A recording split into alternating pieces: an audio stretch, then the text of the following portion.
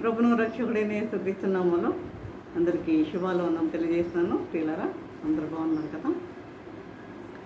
చూడండి, దేవునికి ఏర్పాటు చేయబడిన లేఖన భాగం చూసినట్లయితే ప్రకటన గ్రంథం 10వ అధ్యాయం 10వ వచనం చూసినట్లయితే, అది నా నోటికి తేనె వలె మధురముగా ఉండెను, కానీ నేను దానిని తినివేసిన తర్వాత నా కడుపుకు చేదాయెను. ప్రార్థన చేసుకున్నాను. పరిశుద్ధ ప్రేమకల తండ్రి, నీ పరిశుద్ధ పాదం స్తోత్రం దేవా ప్రభా. తండ్రి దూరమైన ప్రభా, నీ వాక్యం దొరుకుతండి మతమ దొరకనైన ప్రభా తండ్రి, నీ వాక్యం ధ్యానించుకుంటూ తండ్రి మీరు మాకు ఇచ్చిన అవకాశాన్ని బట్టి మీకు వందనం తెలియజేసుకుంటున్నాం ప్రభా తండ్రి. మరి ఈ యొక్క వాక్యం ప్రతి ఒక్కరు విని అర్థం చేసుకుని గ్రహించి మరి వారు నీ యొక్క వాక్యాన్ని గ్రహించే వారిగా ఉండకని గొప్ప చూపడిన ఆయన ప్రభా. ప్రతి ఒక్కరి తండ్రి వినగల దేవుడు గ్రహించగల మాత్రం వాక్యానుసారంగా జీవించడం దయచేయమని మా ప్రభు నేసిన బ్రతమాలు వినముగా వేడుకుంటున్నాం తండ్రి. ఆమేన్. చూడండి, దూత ఇచ్చిన పుస్తకం అంశం, అది నా నోటికి తేనె వల్ల మధురంగా ఉండెను, కానీ నేను దాన్ని తినివేసిన తర్వాత నా కడుపు ఏమైంది? చేదయింది. నోటికి ఎలా ఉందట? తేనె వల్లే మధురముగా ఉన్నది, కానీ అది తినివేసిన తర్వాత ఎలా ఉందంట? చేదైపోయిందంట. అంటే చూడండి, వాక్యమును అనేక మంది వింటున్నారు. చర్చెస్లో కావచ్చు, మరి బహిరంగ సభల్లో కావచ్చు, ఎక్కడైనా సరే అనేక చోట్ల వాక్యాన్ని వింటున్నారు. కొంతమంది ఎక్కడ మీటింగ్స్ ఉన్నా కూడా వెళ్ళి వింటారు. వెళ్ళి విన్న తర్వాత ఏమంటారు? అబ్బా, వాక్యం చాలా బాగుంది, వాక్యం చాలా బాగా చెప్పారు అంటారు. కానీ ఆ వాక్యానుసారంగా జీవించే జీవితాలు మనకి ఉండటం లేదు. వాక్యం బాగుంది అని అప్రిషియేట్ చేస్తున్నామే, కానీ ఆ వాక్యానుసారంగా జీవించే వారిగా మనము ఉండటం లేదు.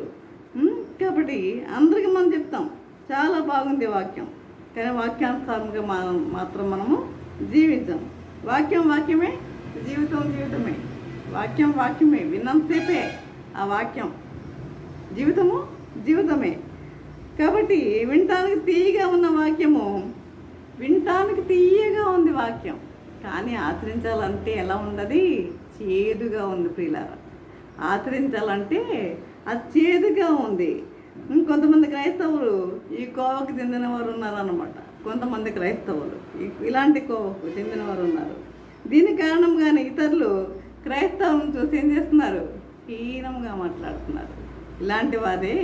ఇలాంటి క్రైస్తవం చూస్తే, ఇలాంటి కోవకు చెందిన క్రైస్తవం చూస్తే ఇతరులు ఏం చేస్తున్నారు? క్రైస్తవులు చూసి హీనంగా మాట్లాడేవారిగా ఉన్నారు. హీనంగా తలంచుతున్నారు, హేళనగా మాట్లాడుతున్నారు.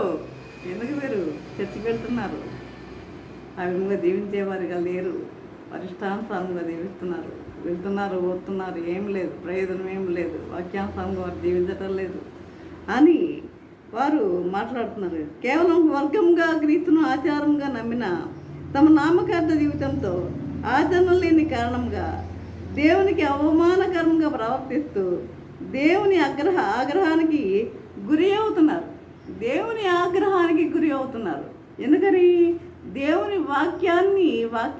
వాక్యానుసారంగా వారు జీవించలేని పక్షముగా దేవుని ఆగ్రహానికి వారు గురి అయ్యేవారిగా ఉన్నారు. దేవుని వాక్యానుసారంగా వారు జీవించట్లేదు. విన్నంతసేపు బాగానే వింటున్నారు. చాలా బాగుంది వాక్యం, పాస్టర్ గారు చాలా బాగా చెప్పారు వాక్యం, ఇలా ఉంది. కానీ వినటానికి చాలా స్వీట్గా ఉంది వాక్యం, వినటానికి చాలా స్వీట్గా ఉంది. కానీ అది నోటికి కడుపులోకి వెళ్ళిన తర్వాత ఎలా ఉందంట? చేదయిందంట పిల్లరా. చేదయింది అంటే ఆ వాక్యానుసారంగా వారు జీవించలేకుండా ఉన్నారు కాబట్టి కానీ తమ జీవితాల్లో, కుటుంబాల్లో సమాధానము లోపిస్తున్న అసలు కారణాన్ని ఎరుగుట్లేదు. వారు ఎరుకుండా ఉన్నారు. తమ జీవితాల్లో, కుటుంబాల్లో సమాధానం లోపిస్తుంది. సమాధానం అనేది లేదు. వాళ్ళు చర్చికి వెళ్ళలేమండి, బహిరంగ సభలకు వెళ్ళలేమండి, ఎక్కడికన్నా వెళ్ళలేమండి, వాళ్ళ సమాధానమే లేదు. వాళ్ళు ఏముంది? వాళ్ళు ఉన్నదేంటి? హెచ్చింపు. అంటే ఈ హెచ్చింపు అనేది ఎవరి యొక్క ఆ, ఎవరి యొక్క మనస్తత్వం అంటే సాతాను యొక్క మనస్తత్వం. ఈ హెచ్చింపు అనేది, వారి తగ్గింపు అనేది ఉండదు.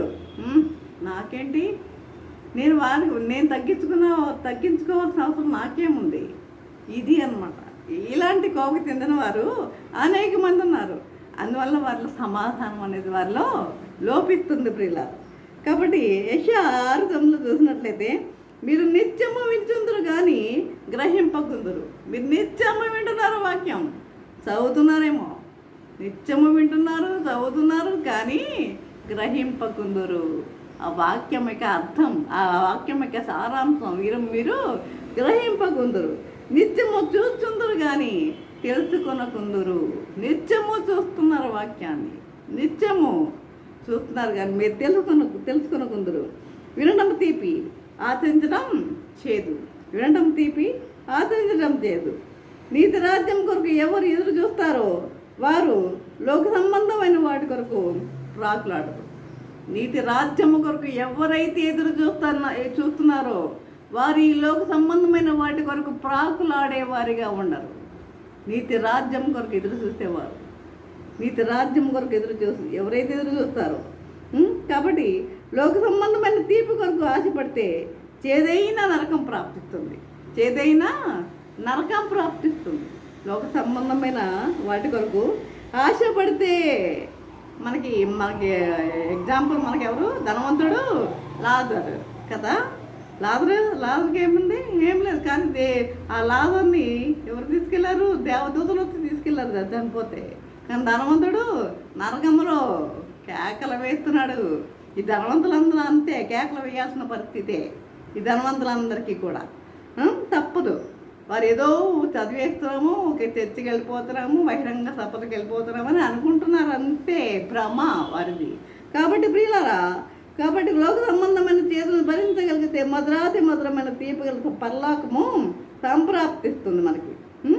లోక సంబంధమైన తీపి కొరకు ఆశపడితే చేదైన నరకము, లోక సంబంధమైన తీపి కొరకు ప్రాకులాడితే చేదైన నరకము సంప్రాప్తిస్తుంది. ఇది లోక సంబంధమైన తీపి కొరకు ఆశపడ్డాడు ఆ ధనవంతుడు. ఎక్కడ పోయాడు? నరకములో పోయి కేకలు వేస్తున్నాడు. పిల్లరా, ఉపయోగం ఏమన్నా ఉందా? లేదు.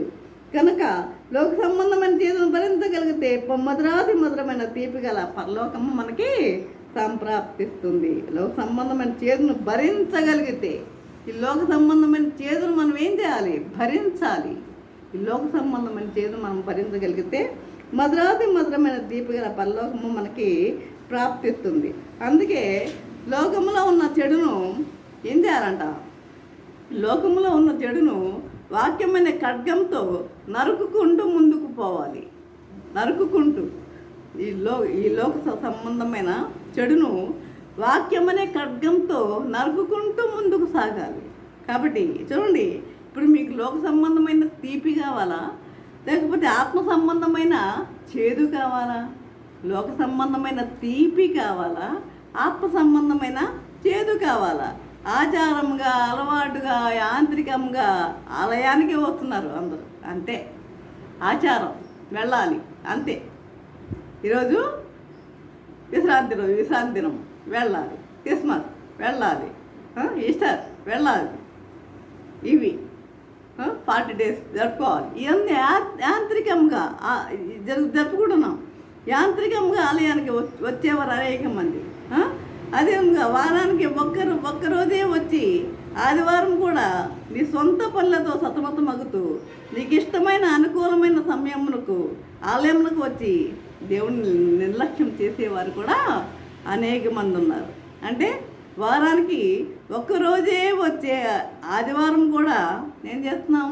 వారానికి ఒక్కరోజే వస్తుంది ఆదివారం కదా, దానిని కూడా మనం ఏం చేస్తాం? మన సొంత పనులకు ఉపయోగిస్తున్నాం. మన సొంత పనులతో సతమతమగుతూ నీకు ఇష్టమైన అనుకూల సమయమునకు ఆలయమునకు వచ్చి, నీకు ఎప్పుడైతే వీలుగా ఉంటావు కదా ఆ టైంలో నువ్వు ఆలయానికి వచ్చి దేవుడిని నీవు నిర్లక్ష్యం చేస్తున్నావా? ఒక్కసారి ఎవరికి వారు ఆత్మపరిశీలన చేసుకోండి. ప్రతి ఒక్కరు ఆత్మపరిశీలన చేసుకునే వారిగా ఉండాలని దేవుని వాక్యం మనకి తెలియజేస్తుంది. జాగ్రత్త. కాబట్టి దేవుని వాక్యం అంటే సాధారణమైనది కాదు. కనుక మనం ఏం చేయాలంటే ఈ యొక్క మరి ఈ మంచి ఈ ఈ యొక్క వాక్యంను ఈ